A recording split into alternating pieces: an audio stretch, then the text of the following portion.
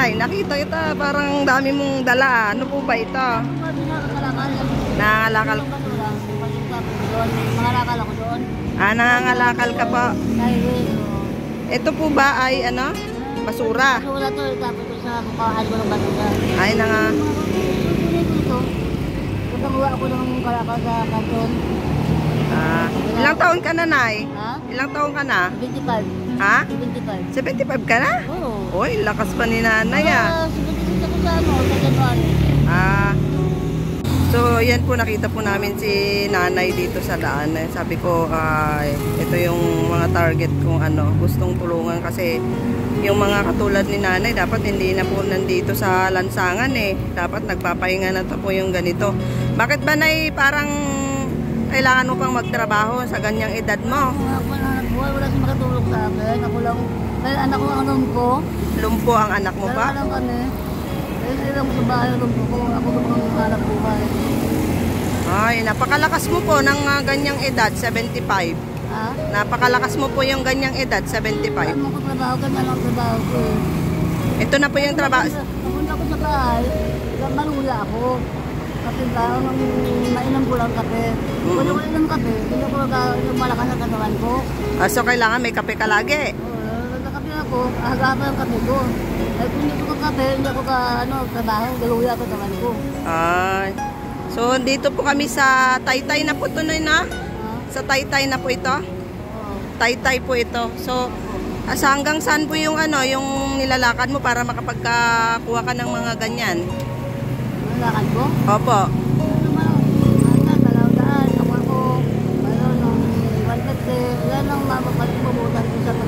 Kasi dami ko nang nagpanguhan eh. So ibig sabihin sa isang araw mo po nakaka 150 ka, ganan? 2 oras lang. 2 oras? Oo. Mangunguha ka? Ako oras 7.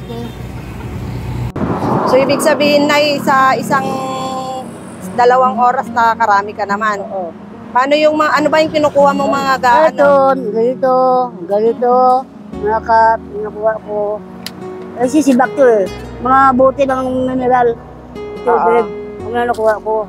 So anong oras ka nagsisimulang mga lakad? Alas 3. Alas 3 hanggang? Pupunta sa Tambakan. Pupunta ka sa Tambakan. Oo. So nakakarami ka din po ng Kaya nararanan mo ko lang. Mapuno ko to, uwi na ako. Uwi ka na. Hindi ko daan lang ko dito sa mga katon, nabigay nila dito. Tapos ibebenta mo na? Benta bukas aga. Ibebenta mo Nabili na. ako 1 kilo kabigas. Parang pang-araw-araw namin 1 kilo. Paano po yung nakaraan araw-araw po umuulan? Ay, kapahinga man ako isang oras. May payong man ako. May plastic. Tapos mga lakad pa rin kahit umuulan. Oo. Ay, mabuti po hindi kayo nagkakasakit. Sabi nila, sabi ba, hindi nagkasakit ng tuhod ko. Sabi ko, hindi ako nagkasakit ng tuhod ko kasi gano'n ko sa bahay, haplas ako ng tigasin. Bayan, huwag ka na lang magbasa ng tubig. Pagkadating mo. Tubig lang maingat, ihugas mo. Kasi, wala ka na pong ibang katuwang sa buhay. Kayo na lang pong mag-ina. Oo, yung buhay ko. Wala ka ng asawa. Wala. Isa lang po anak niya? Anak ko? Ayun, isa na lang. Nag-iisa na lang. Walang po pa. Nasaan na yung ibang anak niya po? Ha? May iba ka pang anak? Wala lang. Wala na? Ayun, asawa na sila. Wala na sila sa pijali ko. May sila sarili nga mga buhay. Hindi ka nila dinadala o Hindi na ko pinapadala? nalabigyan. Hindi na ko napadalhan. Pero alam nila kung nasaan ka. Ha? Alam nila kung nasaan ka. Oo, alam nila. Kulang-kulang na sila. May anak silang nag-aaral eh. Pero kahit pa paano, dinadalaw ka ba nila? Wala man sila napadala sa akin. Hindi naman nabigay. Pero alam mo kung nasaan po sila dito sa Manila? Hindi ko alam. Siguro sila, alam nila ako dito. Pero ako wala akong alam. Kasi wala akong cellphone eh. Pero po sana, yung mga ganitong edad sana na, yung may mga anak mo, mo, mo, dinadalaw din siya. Kasi mo, dati, sabi ko, kabado mo sila, wala man lang nabigay sa akin, paano ang mabuhay ko. Ako lang sa naghahanap buhay. Ay, itong video namin na baka makarating po sa kanila, baka gusto mo pong kumustahin po sila. Ito. Ano po ba pangalan ng mga anak mo? Doon siya sa may Baisiya. Ang isa, di ko alam kung saan. 3 na sila eh. Taga Nueva Ecija po yung asawa ko. May Baisiya. Sa ano, Osmeña. Nabutuan? Osmeña. Nabutuan sila eh. Ah, baka manawagan po kayo na, baka marinig po, makakarating po sa ano, mga anak mo itong video natin. Baka, saan ka ba nila pwedeng puntahan? Wala naman, anong pabasahin? Yun na ako pa alam. Hindi, kung pupuntahan ka nila, saan ka ba nila pwedeng puntahan? Dito lang sa bahay. Pagka sila, dito naman ako eh. Nag-interview tayo, hindi natin alam ang pangalan ni Nanay. Ano ba pangalan mo ulit, Nay? Ha? Ano pangalan mo? Estelita. Ha? Estelita Tumangan. Ah, Estelita. May Tumangan. palayaw ka, Nay? Ano? May palayaw ka? Nanay lang. Ha? Nanay. Nanay. Si Nanay Estelita. Opo. Ayan, si Nanay Estelita, 75, sumalakas pa, naghahanap buhay para po dun sa isa niyang anak na lumpo na daw po. So, imagine po yung mga ganito. Ito May yung ano mga ako, may social pension. Ano sa ngayon, wala pa. Oo, yung mga senior na, yung mayroon kayong 3,000. Wala naman. Every 6 months, no? Ha? Every 6 months yung pension niya. Oo. Oh, kahit pa paano si Nanay, nabubuhay sila nangunguha siya ng mga papunta siya ngayon doon sa tambakan para manguha ng mga kalakal, mga pwede niya ibenta. So maraming mga dito, junk shop, maraming junk shop po dito na pwede niya. Yan ang ibenta. Pagka nakakuha ka na doon, ibebenta mo na agad. Hindi pa, bukas pa. Bukas pa. Oo, kagabi na uwi, alas 7. Ay, mamaya alas 7 ka na uwi. Oo. Tapos kinabukasan mo ibebenta. Oo. Pag na nakabenta ako, Gaano ka puno yan? Pagka normal lang dito, kung mayroon ako madami nakuha, napuno ko yan. Kaya kung hindi, ano lang, buti lang mabenta ko. Ah, pwedeng Pero mura lang yung mga karton ganyan. Mura, 3 piso lang. 3 piso. So, yung pag napuno yan, makaka 150 ka? 150 ako kina. Kanina naka 150 ako, nakabila ko 1 kilong bigas sa gulang. Ah, so yung kikitain naman po ni Nanay mamayang gabi ay para naman po sa kinabukasan kasi may bigas ka pa siguro ngayon na. So yan, Mabili naman ako tubig, wala na tubig. Sarili. Ay, wala? Sarili. So bumibili ka din. Mamaya uwi ako. Bibilin mo rin yung tubig. Meron ko naman, no?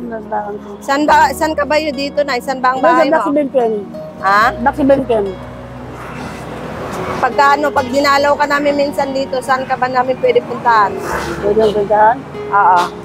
Sabado Linggo siguro. Kung Linggo, alas na. Hindi, kung kunwari, bibisitahin ka lang namin ng saan ba yung bahay mo dito? Oo. Sa Baksi Benten, harap ng eskwelahan ng elementary. Sa Barangay. Barangay, Santa Ana. Barangay Santa Ana? Oo, dito. Napalad Street. Pag sinabi kong Barangay Santa Ana, malapit sa elementary school? Oo. May tindahan, may doon, may tindahan ng Muslim. Pangatlo kami papunta dito. Dito banda. Para doon pa banda? Oo, sa dulo. Pagka nadalaw po natin si Nanay, baka pwede natin yung nagdagan yung ibibigay pa natin kay Nanay. Si Nanay makaluwag-luwag naman. Makaluwag-luwag naman para makapagpahinga. Kasi bahay ko natulog ngayon. Basa ka nagmagulan? Basa ka nagmagulan. Natulog bahay ko. Mataas na sa mubang ba yung tulo? May tulo yung bahay mo? Nangungupahan ka ba, Nay? Ha? Nangungupahan ka? Hindi. Hindi na? Oo, sarili kong bahay. Sarili kong bahay ang binigay sa akin ng taga-kinet. Mabuti kung hindi ka na nangungupahan, ha? Maraming mo pa. Mabuti po yun. Mabuti ko, ay kaibigan ako nga taga-kinet, taga-San Juan. Nakatira sila dyan, subaw sa kinet. Nakatira nila ako dati dyan kasi wala pa akong bahay. Tapos, nabili sa luti dito, binigay niya sa akin. So, taga rito ka ba talaga sa Taytay na o may probinsya ka? Probinsya ko Iloilo. Sa? Iloilo probinsya ko. Iloilo? Oo. Sa Balutak Biro. May pamilya ka pa po yung ang kapatid ko. Isa. Kapatid ka pa? Oo, isa. Ang matanda na sa akin. Naku, napakalakas ni Nanay po, no? Sa ganitong edad, no? 75 years old. Imagine kung ikaw po yung nanay nito, gugustuhin mo ba na nandito siya? Oo, napakadami pong sasakyan dito pag nahagip to. Mag-ingat ka lagi, Nay, no? Kasi marami pong sasakyan dito. Sabi sa akin, lalo gabi, wala kang signal, wala kang light. Dito lang lang. Wala ako nagtawid. Dito ako nagtawid. Saan pa banda dito yung kakalakalan mo? Sa bilang banda doon, pero malapit yung matawid ako. Kapit na lang. Oo. Isang galon na lang. Meron ng kalilan yung ganyan eh. So, ayan na, pupunta pa siya doon sa malayo po na area kung saan may tambak. At nanguha po siya ng mga mga karton, mga pwede niya pong ibenta na pangkain nila araw-araw. So, kung akong nanay nito or ako ang nanay ko to, hindi ko hayaan na ganito. Pero hindi nga natin maiwasan dahil siguro yung mga anak nila mahirap din po yung kalagayan nila. Kaya, alam mo yun, napipilitan na lang po yung katawan nila para maghanap buhay. Kasi kung hindi sila kikilos, wala din mangyayari po sa kanila. So, nakakaawa yung mga ganitong, mga matatanda na, pero dapat hindi magpapalod eh. Pero yung ibibigay kong tulong po sa kanya, siguro kahit pa paano Pumunta ko, mga lakal yun, no? Doon na siya, oh. makakatulong. Lalaki. Makabili ng siguro mga ilang araw nila. At sa mga gusto pong tumulong po kay nanay, sana ikontakin niyo po ako, kaya si Boy, para dalawin natin siya at makita po natin yung anak niyang lumpo. Para sa ganun makita natin yung kalagayan nila, kung ano pa yung pwede nating siguro maitulong sa kanila. Para kahit pa paano yung matanda makapagpahinga. Hindi na ako masyado makapagsalita kasi namamaos po ako. Kapi na ng lalamunan ko. So ayan, nakita lang namin siya, umiikot kasi kami ni Boy ngayon. Sabi ko, gusto ko yung talagang rapat-rapat bigyan ng tulong kasi ayoko nang magbigay sa mga sa mga katulad nung mga tulungan ni Boy nung nakaraan kasi mahirap po yung ganun. Ayoko masayang yung mga binibigay ng ating mga sponsor. So ayan, Mami Amalia, maraming salamat po sa binigay mong ang pera nung nakaraan pa na hindi ko pa po nabigay. So ito, karapat-dapat po natin bigyan. Ay, hindi ko makapagsalita. Sakit na ng lalamunan ko. Namamaos po ako. So ayan na, ito yung araw na kung saan nag-ikot po talaga kami ni Boy para bigay nila sa akin. Magbigay tulong Magdaan ako. Kailangan makapagtulungan lang. Kahit na pang ilang araw lang ng mga nakita niyo sa mga video namin. So, ang sakit ng labo. So, ayun na, mamakaos po ako. Hindi ako makapagsalita mabuti, pero sa'yo itong bike? ako'y nakakabag sa mga matatanda talaga. Kasi ako po'y lumaki din sa lumaki din po ako sa lola ko. Kaya alam ko yung pakiramdam. And balang araw, ayokong dumating yung pagkakataon na ganito yung mangyari din sa akin. Kaya nagpupursige habang bata ka pa. Yung alam mo yun, magtrabaho ka para pagdating ng araw, magkaroon ka ng pensyon, may aasahan ka at hindi ka lang aasa sa mga anak mo. Pero alam ko, pagdating ng araw, yung mga anak ko ay hindi rin nila kami pababayaan kasi nakikita nila sa akin kung paano ko din tutulungan yung kapatid ko at saka yung aking nanay. Kasi yun naman yung obligasyon natin. Hindi naman tayo katulad yung mga nasa Amerika na kapag ka 18 years old, kailangan nang humiwalay sa magulang. Dito sa culture natin, dito sa Pilipinas, iba. So hanggang pagtanda kasama natin as much as possible yung ating mga magulang para sa ganun maalagaan natin. So yun yung nature nating mga Pilipino at alam ko na yun yung it's time for us na nakakaluwag-luwag na makatulong kahit paano sa mga matatandang katulad ni nanay. Na kahit pa paano makatulong tayo. So sa mga gusto pong makatulong kay nanay, dito lang po kami ni Boy para inyo pong abutan at ipapaabot po namin ng buong buo yung mga ibibigay niyo po sa kanila. Lalo na sa mga katulad ko nila na suwang hikahos po sa buhay. Yung ibibigay nating halaga ay alam kong napakalaking halaga na po para sa kanila yan. Kasi bihira po yan makahawak ng 500, ng 1,000, ano pa kayang 2,000, 3,000. Kung yun ang mahawakan nila, napakasaya na po nila. Sobrang saya na po nila. So sana maging daan po kami ng asawa ko na makatulong po sa ating kapwa. At asahan niyo po na lahat po ng ibibigay niyo ay makakarating po ng buong buo. So bigyan niyo po rin kami ng pagkakataon na maging daan kami. Dahil yun po yung gusto namin kung hindi man po kami talagang full na makapagbigay ng tulong po sa kanila ay maging daan na lang po kami sa pagtulong ko sa kanila. So ayun, aabutan ko siya, Mami Amalia, ng another 500. So ngayong araw na to nakapag-vlog kami so ito yung pang-apat ko na. Kasi kailangan ko sulitin yung araw na wala akong pasok para sa ganun magkaroon po tayo ng i-upload at makita niyo po yung mga ginagawa namin. At makita niyo na po, baka sa pagkakataong ito, ikaw naman po, Mami, na nanonood ngayon ay maging isang sponsor po ni Mrs. Nicoy Sardinas at makapagbigay po tayo ng saya kahit konting ngiti po sa mga katulad po nila na sobrang kahit isang pa. So sana tulungan niyo kaming makapag-spread kami ng love and kindness sa ating mga kababayan o sa ating mga lalo na yung mga matatanda. Ito yung gusto kong tulungan yung mga matatanda, yung mga bata. Ayoko nang tumulong ng, alam mo yun, yung malakas pa, kaya pa nilang magtrabaho. So tulungan niyo po ako makapagbigay po tayo ng konting ngiti po para sa kanila. So Nanay, tanggapin mo po itong konting tulong po namin na galing po sa aming sponsor.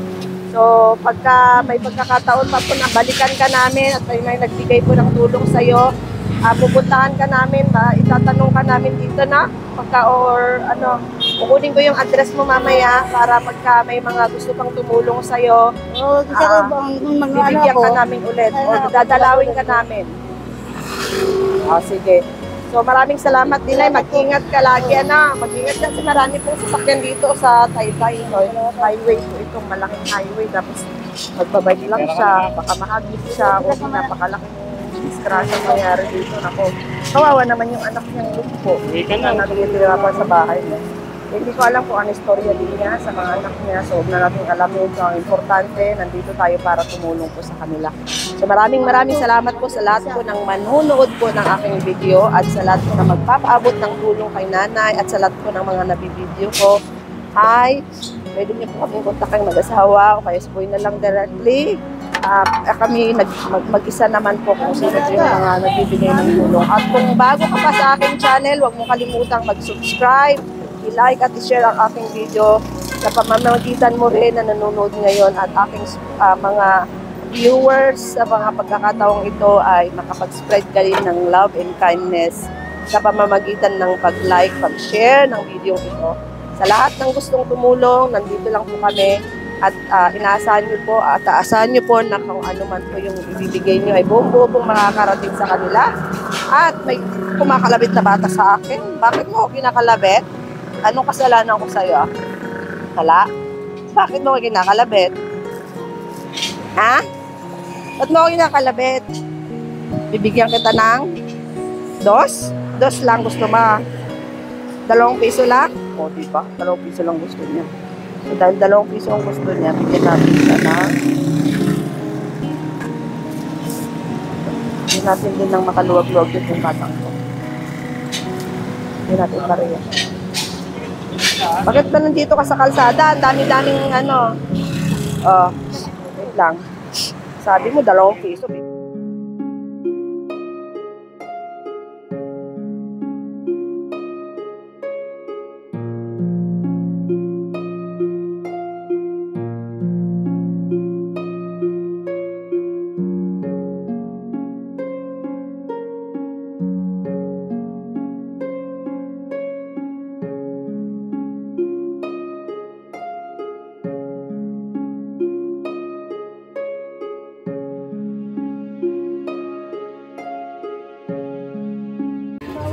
Nay, ito na yung bayad ko sa isa, O, kunin mo yung isa. Isa muna. Iyan, Tapos, isa pa, di ba? 4 dapat na sardinas, yan. 3 na. Pang-4 na sardinas. Okay na.